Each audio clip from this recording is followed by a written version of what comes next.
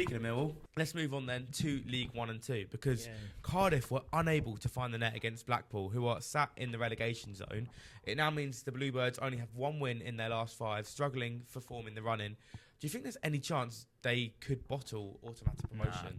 Bolton lost, didn't they? They did lose, which is our next game. I still think they'll be fine.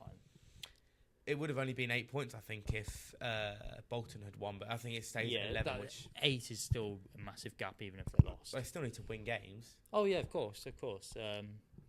They won't win the title now. That's you think Lincoln have got the title? Yeah, I think Lincoln have got the title. I mean, I agree, but I can't see Cardiff missing out now. What was it? 11 points, you say? 11 points, I think, to Bolton. I mean, I'm not saying I'm. It's a question there to ask the question. I cannot see it. Okay, well, let's move on then, because there's not much to talk about on that one. With the chance to close the gap to Cardiff to 8 points, Bolton were beaten, as you said, by bottom of the league, Port Vale. So George Hall scored the only goal of the match to move Vale 11 points from safety. How bad could this be come the end of the season for Bolton? Very bad. If they don't go up? Yeah. Well, no, because I still think they'll win the playoffs. I still think they are a different team compared to everyone else in the League One playoffs right now. Well, the only other thing I was going to suggest is could this, spark a bad run? Not that we'd see them drop out the playoffs, but one that means that they go into playoffs completely devoid of confidence. Well, it's always that third spot, like we say. That third spot is never the favourite for the playoffs now. But I still think they've got enough qualities to win the playoffs. Maybe, surely they've got to go up at some point. They've been in League One for quite a while now. Yeah. For me, it's Koiser Dubry. What a player! I mean, I don't think he's scored as much in the second half of the season. I could be completely. I really wrong like Blackett Taylor as well, the one who scored the winner against Wickham. Yeah, really they've had so many late wins. That's what I like about them. They're going to be 3-0 down at Wembley, and they're going to win 4-3, scoring their first goal in like the 80th minute. Because this is what they've done all season. But another team that won't be happy in the playoffs is Bradford, because they were beaten by Burton thanks to one goal in each half. Bradford did get a goal in the 92nd minute themselves, but they weren't able to find an equaliser. Can they afford to lose games like this if they want to keep their playoff spot?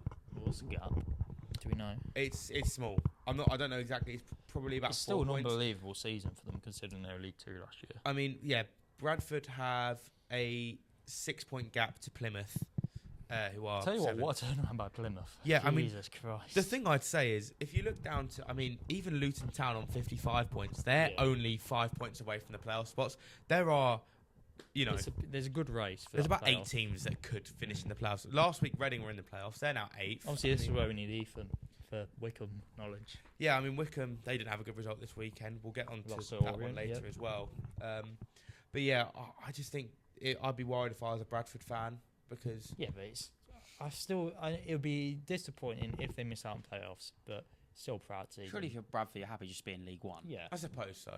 I'm putting it into context of where they've been this season, but I suppose I'm leaving out the bit that they only came up this year. Well, a team that won't be happy, as I said, is Reading, because they moved into the playoff spots last weekend, but were knocked out by Stevenage, who beat the Royals 1-0. Dan Kemp scored the only goal of the match late on in the 85th minute to move Stevenage within reach of a playoff finish. Do you think they can get it? Because they started the season very well. They were in there at the very start. Oh, yeah, because they were top of the league, weren't they? They were. And then they dropped off massively. But do you think they can recover it and finish there still? I'm not going to lie, I've never really watched Stevenage at all this season, so... No, I'll be honest, I haven't either, but they are... It's my local, to be fair. Yeah. Well, I'd say Spurs is slightly closer, but yeah. I just think it's the next local. Yeah. They've hit form at the right time, though. Oh, yeah, definitely. They need to just... You need that momentum if you're going to get in the playoffs. Yeah, I think they could do it for sure. They would be a very weird side to have in the Championship, I think, because... No, it's new. I'd enjoy it. It's new. No, I'd enjoy it, but it'd be a strange one. I want to see Bradford in the Championship. Big up Harvey White. Harvey White, yeah. Is he still contracted to Spurs? No, he went a while ago. Did he? Yeah, a while ago. Right, well, let's talk about a big win in the kind of... I don't even know if you can say relegation battle anymore, but Leyton Orient picked up another big result to move further away from the relegation battle, beating Wickham 2-0 at home, who got a very early red card in the 10th minute. With a 6-point gap now, are Orient safe from the drop? Yeah, I didn't think they'd go down anyway, to be honest. No, I didn't put them in mind. Especially with Ballard's goals. I don't think he actually scored this weekend. I don't think you can go down with a player scoring like 20... by the end of the season, probably 25 goals. Well, I his don't think you go he's down with a crazy. player his like goal his goals have single-handedly kept them up. that. Oh yeah, and he has every right to move in this summer. Does being so bigger reliant club. on loans actually work though? To the point No. that Leighton Orient did it. No, because it got them so far last season. They came agonisingly close to going up to the Championship, but I think they'd have been really near the bottom of the table this year in the Championship. They wouldn't have done as well as Charlton, I don't think. No. Because, as you said, loans can only take you so far. You need permanent players, but they don't have the funding for that, I don't think. No, nothing else. I put my good question in. Yeah, no, I know. I was looking at Kian for something there. I feel like you can be reliant on loans to some extent. It's obviously it's temporary, but it's just what happens the season after. If you get promoted, can you get those loans back? Can you replace them if you can't get them back? You're never gonna keep all of them though. No, but it's that like I think here means like you get that loan in, can you get a different player in as good as this one? I mean, Maybe. I think a perfect example. I don't want to bring it back to Forest too much, but when we went up, we had 5 players on loan. We didn't get any of them back. We replaced them and with said, about 50 players. well, it's what we had to do. But that's what I mean. You can be reliant on those loan players to get you out of a division. We've seen it with other clubs before, like Luton the other year. Yeah. When Luton went up, they had loan players in that Championship squad. They got to the Prem because of loans. Yeah. Right. Well, last League One game we've got, Wigan have now put 3 points between themselves and the relegation zone thanks to a 2-0 win over fellow relegation-threatened team Exeter. Joe Taylor and Fraser Murray scored the goals. Do you think this puts Exeter at a big risk of relegation now? Well, Exeter just... I don't even... It's like whenever I see a result, like scroll through League 1 and League 2 results, I don't really see them win, it feels like. Well, that is why they are now level on points with Blackpool. Who are in the bottom 4. Who are in the bottom 4. Bottom 4, sorry. Yeah. And And they've also lost all of their last 5, whereas Blackpool have won and drawn their last 2. And also Blackpool have Ashley Fletcher. Yeah. So I can see them dropping into it because Fletcher will score goals, keep Blackpool up. It's like Orient with Ballard. If you remember at the start of the season when we did our League One relegation predictions, I had Exeter in my bottom 4. I said I thought they'd drop. I don't remember who I had in my bottom 4. I don't remember anyone, but I remember I had them because I remember I was quite annoyed at the start of the season when they were sat in mid-table, but they've slowly dropped off their second half, and it's looking like quite a good prediction now. But we've not got long left, so let's go on to League 2 because Bromley picked up a huge win against Colchester to move 5 points clear at the top of League 2. Kabamba scored the only goal in a 1-0 win, which will bring the belief at Hayes Lane that Bromley can get the title. Do you think they can? Because they had that patchy form. Yeah, they had a blip, but Same as Coventry, though, no? Is it like the Coventry blip, or is it different? Once they get that win, that could momentum-wise swing them just to get the title at the end of the season. Well, they go. We can probably say because of the 3 automatic spots, they will probably be going up. Yeah, I think It's they'll be like- in League One probably. Yeah, so it's still an unbelievable season for them, considering they were National League the other year.